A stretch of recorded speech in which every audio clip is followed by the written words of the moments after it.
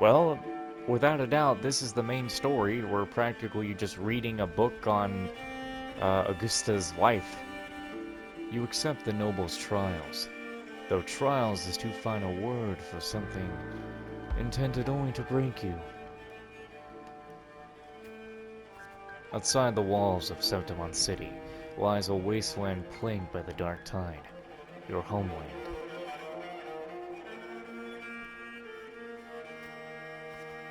They say a ferocious lion beast corrupted by the dark tide prowls deep within a cave. No common blade can cut through its skin. Your first trial is to slay that beast. The noble, however, decides to strip you of all your equipment, but a dull sword.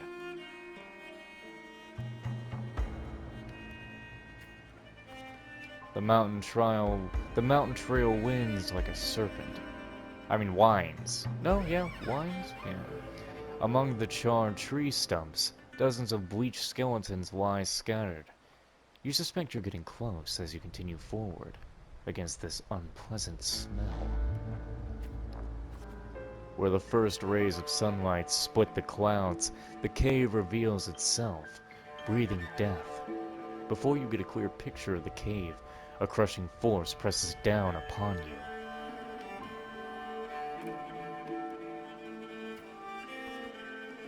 Shh! Get down. You're trying to get yourself killed. Hold your breath or you're gonna award it. You turn around and see a hunter. Just then, a massive beast roars and walks past where you were hiding. After the lion beast left, you apologize to the hunter. It was thanks to him the beast did not notice you. Going by those clothes? You're a Septimon gladiator, eh? Yeah, I used to be just like you. Lost a big match, got tossed out by the nobles, and ended up like this. We're nothing but their playthings. The skills honed for battle are now merely tools for survival. Septimon has abandoned the strength it desperately needs. You pity such reality. Only a madman is gonna go after that lion.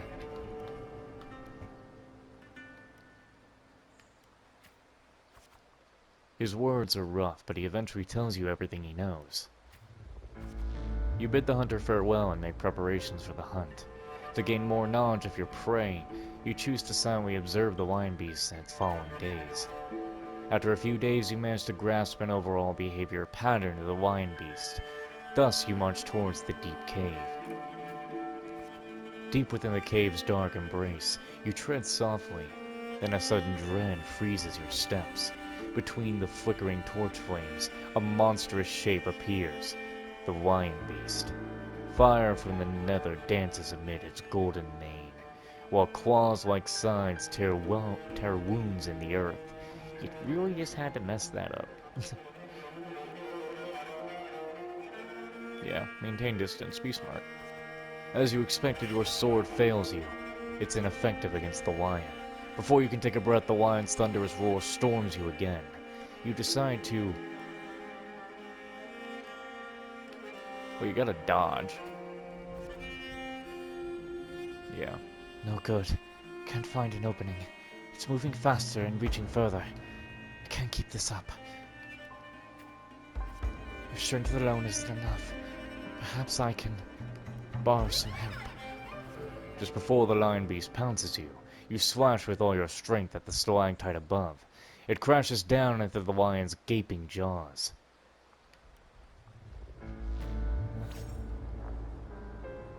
You land on its neck.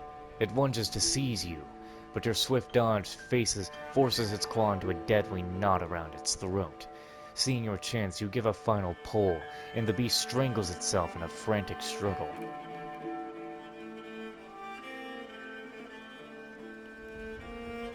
Finally. The trial is ended, and you drag your exhausted body towards the stream. Clean water cascades down into the mountain valley, and the dense forest slumbers quietly in nature's cradle. You rinse your blood-stained hands in the water. The clear stream slowly turns red. The birds scatter and the fish vanish. You sense the forest is uneasy at your presence. The critter's panic plunges you into your own reflection. For the first time, you realize that power can instill fear. "I need more power," said Virgil. With no time to rest, you approach the nobleman again. He imposes the second trial upon you.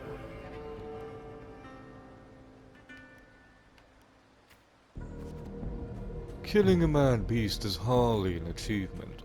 I'm sure you're aware, girl, that all the warriors of Settlement have 2 lives. One by their parents, and the other by their sword. You may have considered the sword in the gladiator's hands as their life in the arena. For your second trial, bring me 100 lives. Yes. Prove to me you are worthy of standing in the arena. To get the admission pass for the Aegon, you start the second trial. Day after day you fight gladiators of Septimont. As your reputation grows, so do the spectators. They don't care who you are, but only want to see when you'll fall. Look, it's that girl again. Didn't think she would get as many wins as she did. Just look at the size of her. How will she even carry those swords?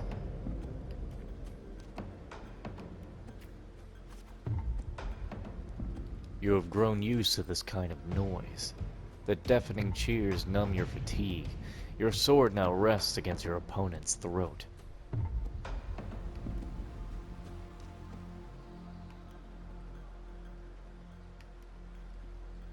Suppress your desire to kill or spare the opponent. That's kind of the same thing, isn't it? Literally. One by one, the gladiators you've challenged grow in numbers. Those you defeated kneel before you, offering their swords, symbolizing their honor with both hands.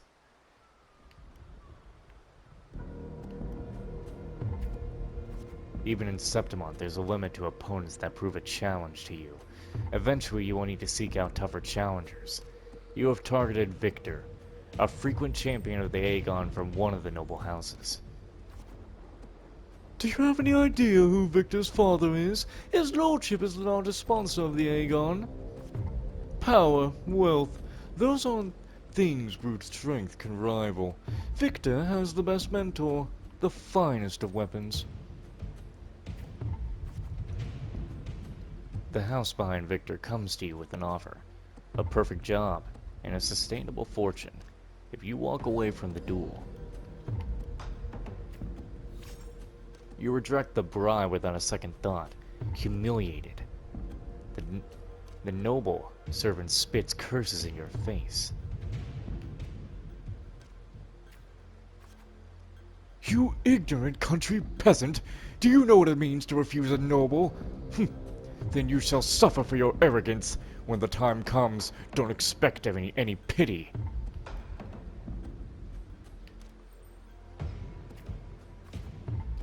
The scion silences the rambling servant and tears up the contract.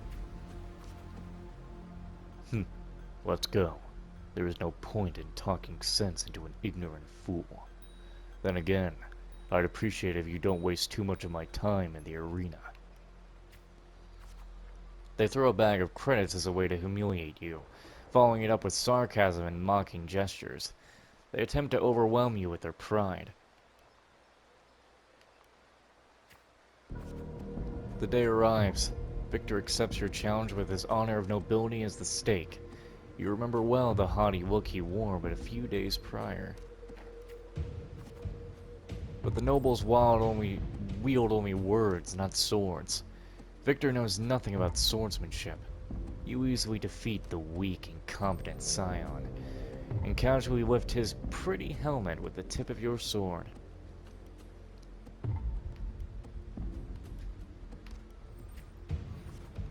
I have won, and I have achieved it without wasting your time.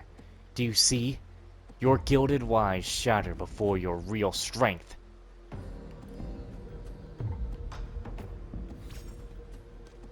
The crowd erupts in cheers and applause. The nobles, unable to deny your triumph, lower their heads. You return to your lodging to count your trophies. 99 swords, 99 opponents defeated.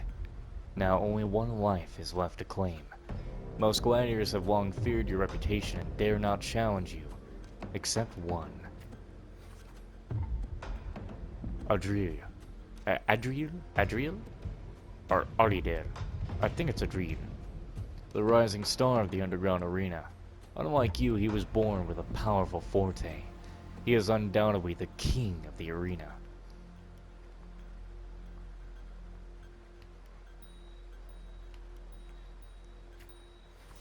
Amidst the countless chanting in the name Adriel, you arrive as promised.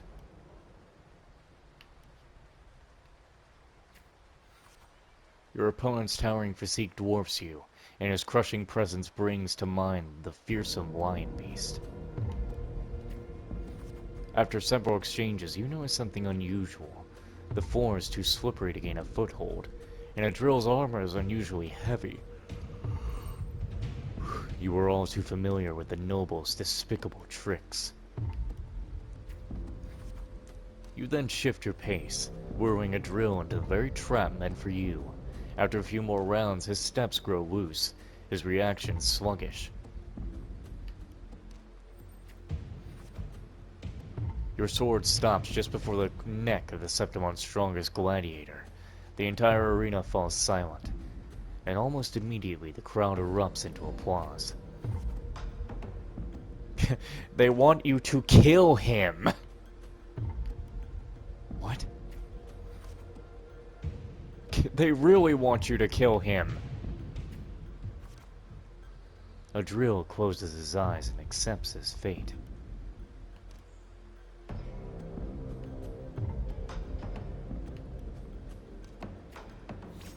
In front of everyone's watchful eyes, you take Adriel's sword. You then bow towards the audience before turning to leave.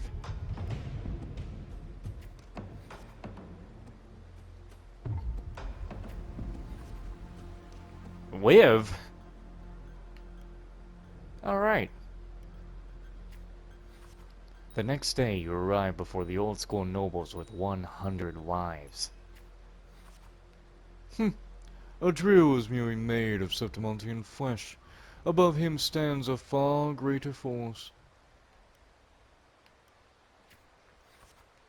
Your third trial is to earn the blessings of Arenosa.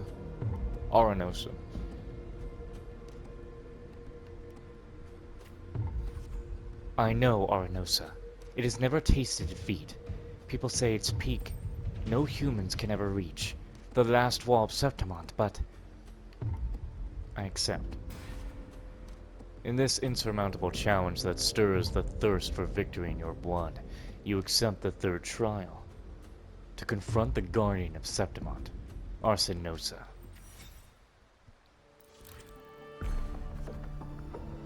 On the eve of the trial, you return to the training grounds once again. While you wait for Kato, you find yourself standing before the familiar wooden post. It has been your most enduring companion in your pursuit of true strength.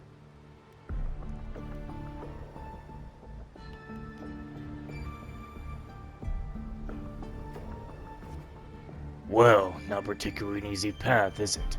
Tell me, what did you learn from this path?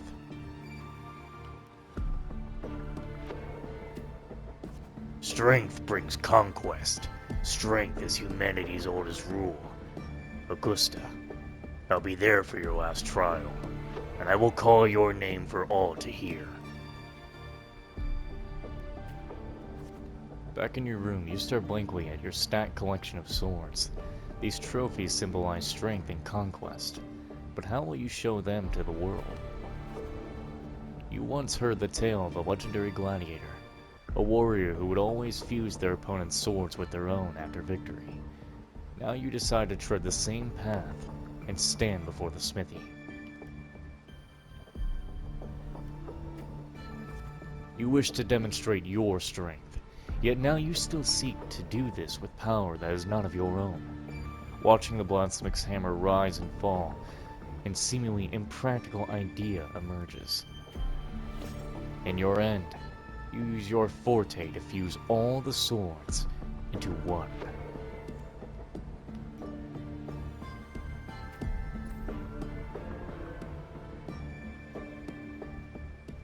Okay. The day of the final trial has finally arrived. You walk to the arena's center with your newly forged sword. The bronze horns blare from atop the 12 stone pillars. All eyes are on you. Everyone is eager to witness how a human will rival the strength of Arsinosa.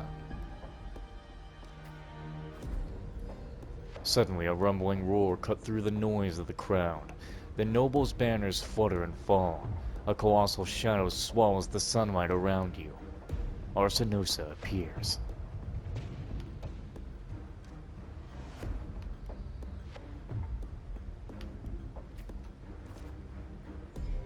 It's awake! A noble shrieked.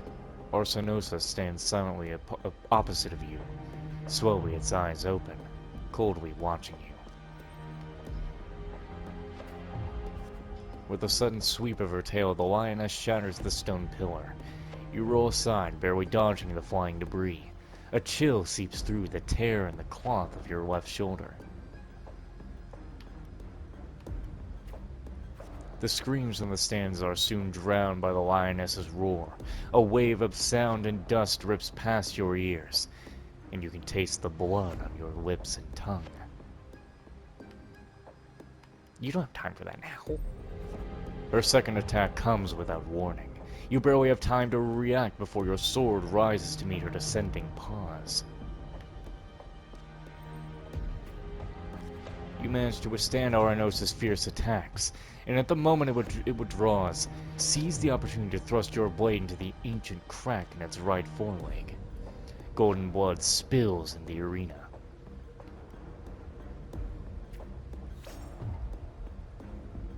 Auranosa ceases her attack, her mane brushing against your blood-stained face before she lowers her head.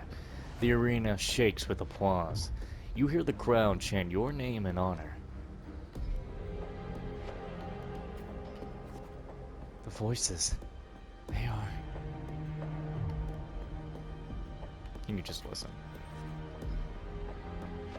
Oh, wise and noble Auranosa, the mighty guardian is sent to bestow her upon the whatever. When the cries of chimes something.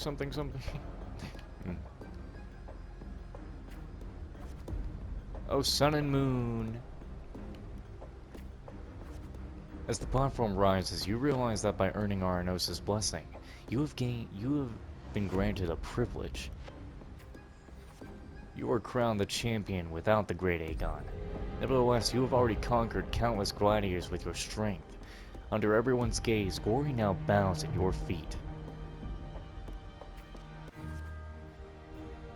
At last you stand atop the summit, the champion. Only now, with battle fire cooled in your veins, do your wounds raise their voices in protest. You have shattered the decaying order with strength, and through strength you shall reshape new rules. You shall wield gladiators' valor on the righteous path. You shall allow no more fragile lives to tremble before death. You shall ensure that your homeland's tragedy will forever be undone. Yet should these new rules be forged by might, lose their foundation, will they not fall? A cold whisper of unease coils in your chest. Damn. Sorry, couldn't mute in time. Well then, no time for pointless pondering now. Cool, I got the good ending. Wonder what happens if we got the bad ending. They already said it wouldn't matter of my choices overall. Merely the rough shape of a short epic. This is all I can offer about the F4. Can you imagine that Augusta would die if you got the bad ending here? Like, dies for real later on in the story? Now, as a listener, what do you make of my narration? I still don't know the F4 enough.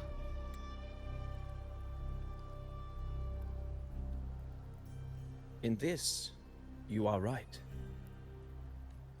Poetry can only offer a glimpse of the true story. The reality of people, events, and things slips beyond the grasp of words. I do not belong in the pages of the epic, so I remain confined to the observer's gaze. I can imagine events and emotions unfold, but I cannot truly recreate them. Here's some advice for you, though I hesitate to call it such. If you want the truth of a story, step into it. Become part of it. The opportunity stands before you now. As I've said, the tale between you and Augusta, the hero of Septimont, is only now turning its next page. You seem to know exactly what I'm about to do. It's not difficult to see. Fate flows like the stars, tracing their course. Your destination is written in the steps you take.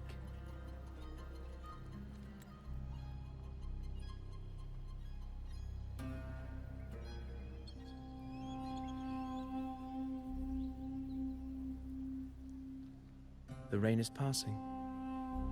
I hear it ceasing its symphony upon the earth. It is time for farewells.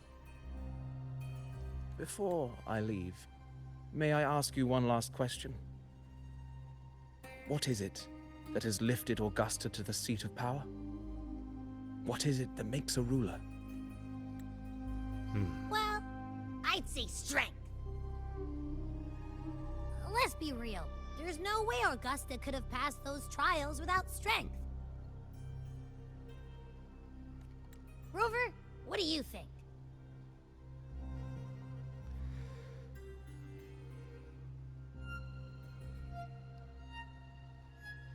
It was her unyielding resolve. Her determination. You needn't rush to answer now.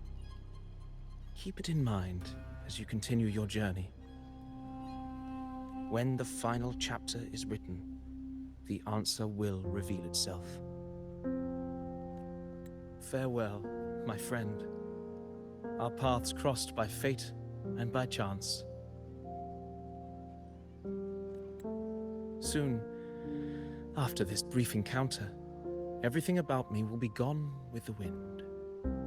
But you, your epic continues.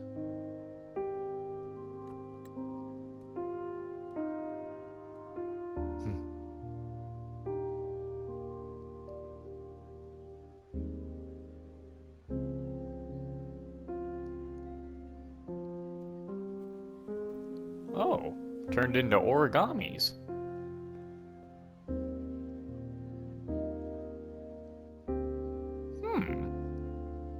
Interesting.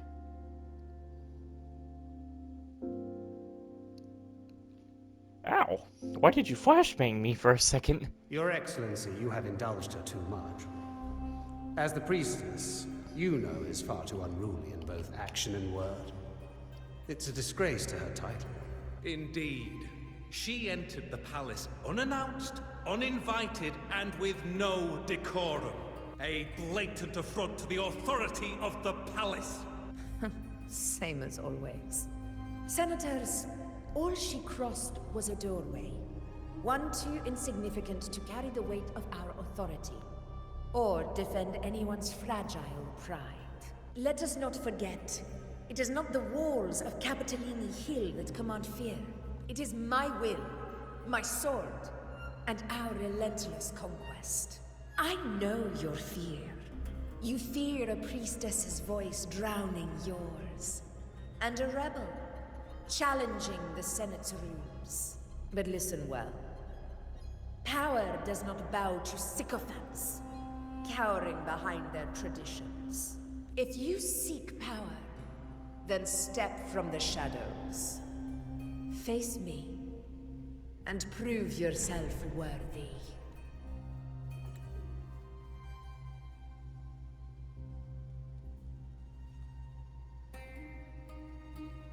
you long enough, Augusta. Handling the senators takes time. You know that. Well, to keep our esteemed priestess from waiting, maybe next time I'll just leave them to their own devices. I'll make sure they record every detail of your feat and relay it word for word to Grandmother Lilibet. Priestess Iuno. Unruly behavior left Tetragon Temple without permission and trespassed into the Ephor's palace. I wonder, who will lose it first? Lilibet or you? Let those old foxes report me all they want. If they step into the tetragon left foot first, I'll shoot the left. Right foot first, I'll shoot the right. Hey, I'm with you on that one. The Senate should be reminded now and then that the Tetragon's kindness is not a reason to take Priestess Yuno lightly.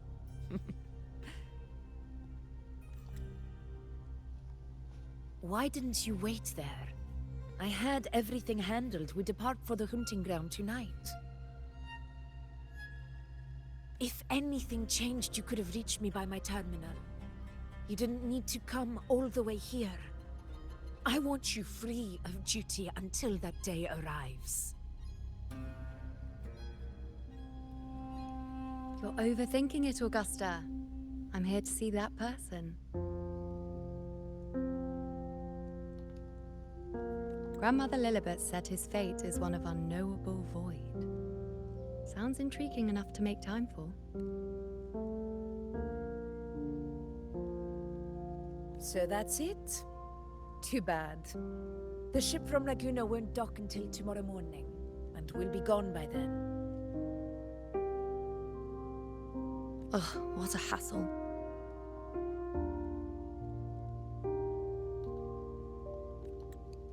Patience, you know. The warrior has accepted the invitation. So, you'll have plenty of time to meet during the hunt.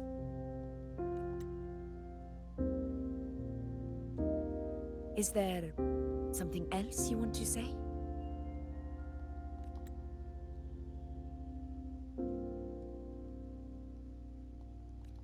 I read Grandma Lilibet's Book of Prophecies. The hunt and our plan, neither end well. Are you sure we should go through with this? I hate to interrupt, but I have to once again compliment Wuwa's character designs, because they are just fucking fantastic. I wanted to actually say this when I was finishing Furlova's story quest, that her eye is actually the symbol in her eye is the flower. If you look at Augusta's eyes, you can see the sun. When you look in Yuno's eyes, you see stars. There are stars even in Yuno's hair. Like, both Augusta and Yuno's hair, like, I like looking at them. They look nice. Like, these character designs are fucking fantastic. Anyway, back to the story. Risk does not trouble me. Peril simply requires greater strength. But really, when did you start caring about the temple's traditions?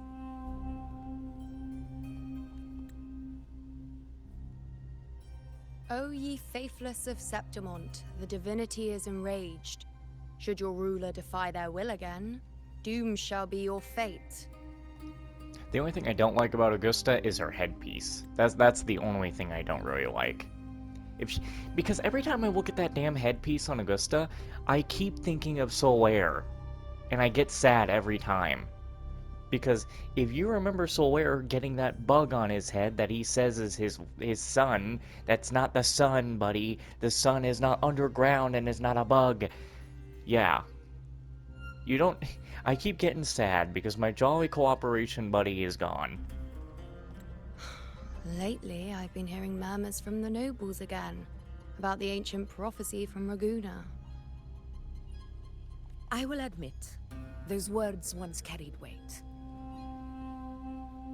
But when our ancestors crossed the waters and climbed these hills, Raguna's divinity didn't get a seat on the ship. And the priestesses all said the prophecy was incomplete.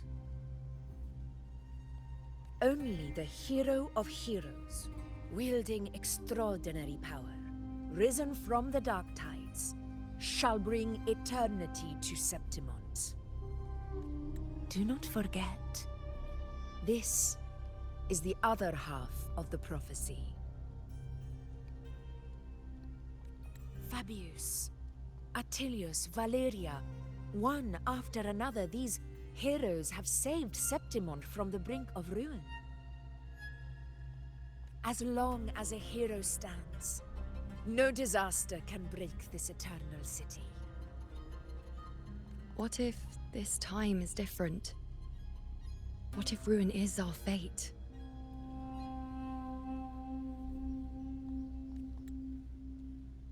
Then I will sever that fate with my blade.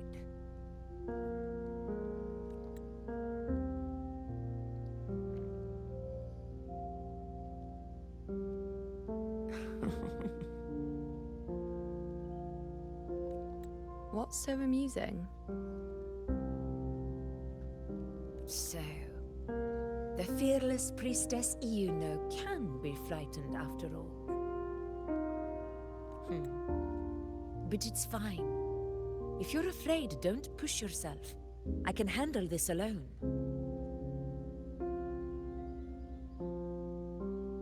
Most revered priestess, wait for me in the temple. I shall return victorious. Frightened. Me? If anything, it's you, trying to shut me out and face it alone. Fine. Go ahead. You'll come back to me sooner or later. That I can't deny. Let me guess. Everybody heard that line and was like, ah, yes, gay, right? Ah, Jesus Christ, people. I knew it. So you do need me for this hunt. Thank you. You know.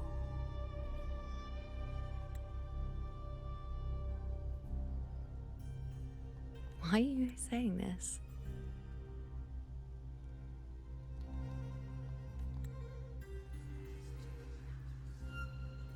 Whispers. I heard whispers.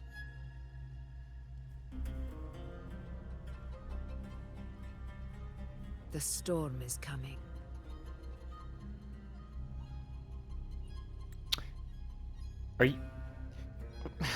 Are you kidding me? No, I'm gonna give you guys a moment. Can you... Nah. You take a moment. You find out what I'm talking about. Why did I just say that, What's got my attention? If you haven't figured it out by now, there ain't no goddamn way. Anyway, how the fuck can the wind... Why is her chest doing that? The wind cannot be that strong that it is moving her boobs like that. Come. You know, my friend. The best way to greet a storm is to walk straight into it. I just haven't played the game in a hot minute. I think you just ain't played the game in a hot minute. Their ult has no animation, or is this a transformation? Yeah, I'm not... I guess it's just a transform... Wait. What? Wait, yeah, okay, I think I might understand what her ult just did. It looks like it just brought out a shit ton of swords. And that was it. I wonder why it doesn't have it. She is Electro Chung-Li, I think. The way she can do it. I'm not gonna lie. Wait, what is the triangle to do? Oh, wait, what is that? What the fuck is Oh! Winners win! Oh my god, she's practic... Oh my god! Oh my god. What the hell? Oh god! I might have to do another summon, bro. Oh, what the fuck did I just see, bro? What the fuck did I just see that aura farting, bro? What the fuck was that, dude? Also, can't believe I'm fighting a fucking dinosaur. What the fuck? Oh, dude, are you kidding me? I'm skipping peak? Shit. We might be skipping peak, bro. I'm dead ass. She's fucking looking crazy, dude. She is looking fucking wild. Bro, I wouldn't What be the skipping. hell am I missing out on right now? Oh, you don't play gacha games. Yeah, So of you course don't you're get out of missing here. out. You don't play gacha. Get out of here, bro. Get out the circle, man. Fucking fat. Man, shit. It's also because I want Galbena too. And then, of course, Orange, I mean, you were Sounds right. like I y'all kind just of do got to want see Shasta. titties for the first time. Bro. I do want that. You want schoolgirl, one girl right? too. Yeah, well, hold Yeah, on. homegirl, Wait, right? wait. Yeah, say homegirl. Don't say schoolgirl, bro. That incriminates She me. looks like a fucking. That basically she looks like a dude. Like that Looks gets like me a in trouble. fucking. A cop. Not even what was it? She looks like a comic got killed. Literally. Exactly what she looks like. It would be a month now, like exactly. I would imagine. Found your weak spot. At Let's best, say I for can give Helldiver, you the new 32 shit that days. comes out One September more 2nd, summon, most of Arthur! it's already done. One more summon! One more, summon. One more, Arthur! One more big either- score! We got enough money to. Yo, come on, give him the win. Let the man have the win. Let the Bro, man have the bro, win. bro, Give bro, him bro, the bro, win. bro. Give him the win. Give him the win. Give him the win. If we see... Oh my god. Fucking go! Woo! Well, Yo, she is hot! Wallahi, I want her on it. Ass, dude. Holy fuck. what did you... Oh! Well, that's the sounds of a man getting his Augusta, and then I believe he just said he wants her on it? Yes, sir. Nigga, what the fuck are you talking about? Every night I will sing.